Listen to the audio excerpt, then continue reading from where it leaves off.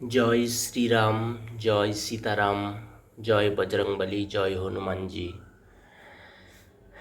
একজন ভক্ত আমাকে কমেন্টে বলেছেন যে বজরংবলীর দাদা, আপনি বজরংবলীর পুজো করেন। তো আমি একটা ভিডিওতে দেখেছি আপনি পুজো করতে করতে আম, বজরংবলীর মাথা থেকে ফুল আর তুলসী পাতা কী করে পড়ে গেল, এটা যদি একটুখানি বলেন। তো আপনাকে আমি বলবো, আমি জানি না আপনি কোন দেবতার বা দেবীর ভক্ত, উপাসক বা উপাসনা করেন। আপনি দেবী না দেবতা, দেবতা না দেবীর পুজো করেন আমি ঠিক জানি না। তো আমাকে ইনস্টাগ্রামে গিয়ে কমেন্ট করেছেন বারবার, আবার ইউটিউবে গিয়েও কমেন্ট করেছেন, তাই আমি আর ভিডিওটা না করে পারলাম না। তো একটা কথা আমি আপনাকে বলবো, বিশ্বাসে মেলায় বস্তু, তর্কে বহুদূর। এটা একটা খুব বড় কথা। তো আমি ছোট থেকে মায়ের পুজো করি, মা মনসারই পুজো করি। ছোট থেকে মায়েরই পুজো করি, একদম ছোট থেকে, আমার জ্ঞান হওয়ার থেকেই আমি মায়ের পুজো করি। কিন্তু আমি তারপরে কর্মের সূত্রে যখন কলকাতায় আসি, প্রথম তো আমার আর এখানে বাড়ি ছিল না কলকাতায়, রেন্টে থাকতাম। তো তা থাকার পরে ওখানে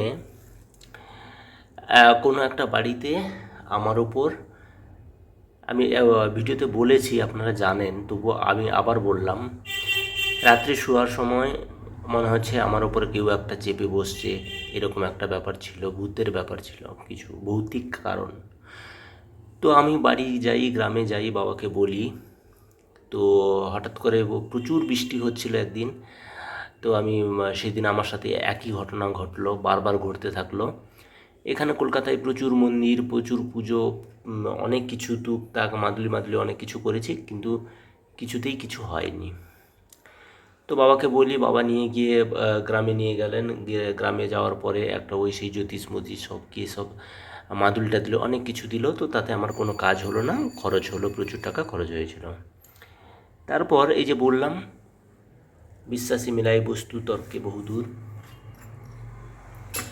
একদিন টিভিতে হঠাৎ করে দেখতে দেখতে আমি দেখলাম যে একটা প্রার্থনা চ্যানেল আছে উড়িয়াতে, সেখানে এই ভূত পিচাস এইসব নিয়ে কথা হয়।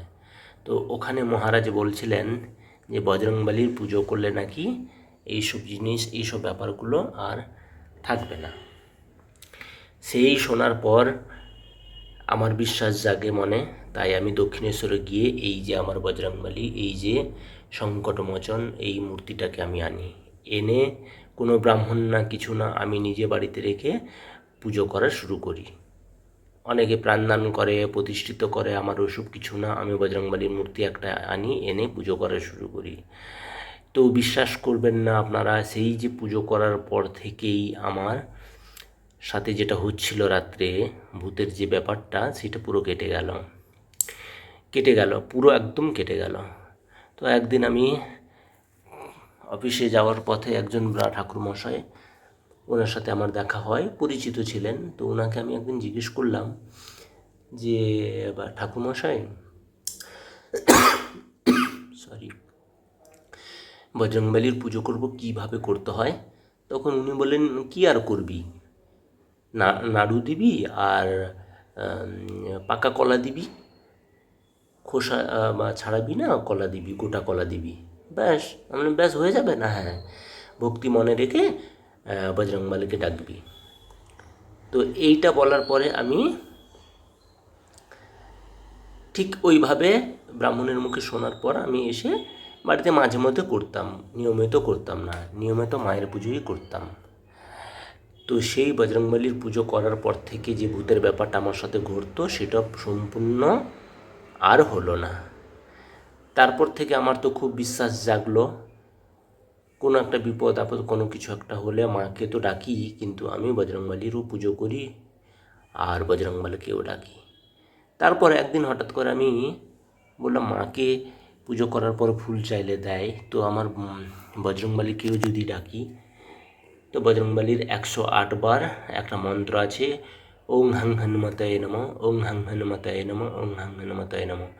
এই নাম জপ করে করে করে করার পর আমি হাত জোড় করে ডাকলাম যে একটু তুমি যদি প্রভু গুরুদেব আমার যদি পুজো গ্রহণ করে থাকো তাহলে আমাকে একটু ফুল দিয়ে আশীর্বাদ করো, যাতে আমি বুঝতে পারি তোমার আশীর্বাদ আমার মাথায় রয়েছে। ও আমার কথায় বলতে বলতে সত্যি ফুলটা পড়ে গেল।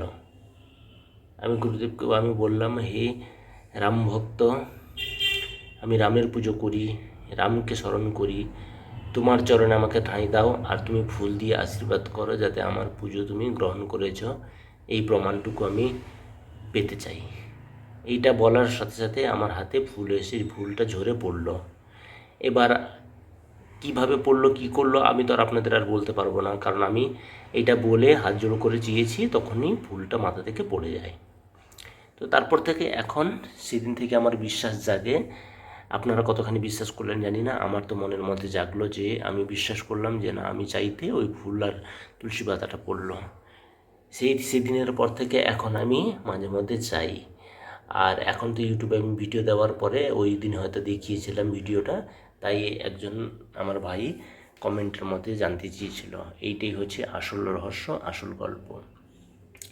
আমি ভোরবেলা সকালে উঠে বজরংবলীর ওই ওং হাং হনুমতায় নমঃ 108 বার জপ করি, ধূপ দিই, আর সব আমাদের প্রণাম করি। আমার যত দেবদেবী রয়েছেন সবাইকে আমি ধূপ দিয়ে প্রণাম করি, তারপরে দিনটা আমি শুরু করি।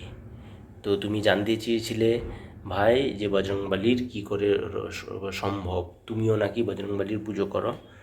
তো তুমিও বিশ্বাসের সাথে ওং হাং হনুমতায় নমঃ, আর বজরংবলীর 8টা নাম আছে।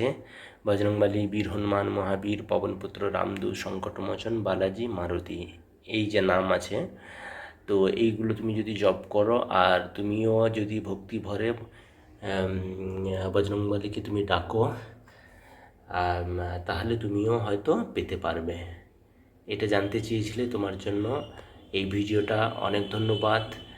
আশা করি তুমি আমার সাবস্ক্রাইবার, আশা করি তুমি আমার সবকটা ভিডিও দেখো, তার জন্য অসংখ্য ধন্যবাদ। কোনো দিন তোমার কমেন্ট পাইনি, আজকে ফার্স্ট কমেন্টটা পেয়েছি, তাই আজকে আমি ভিডিওটা তোমার জন্য করলাম। আশা করি তুমি খুশি হবে। Thank you so much. ভালো থেকো, আর পারলে মায়ের ভিডিওগুলো দেখো।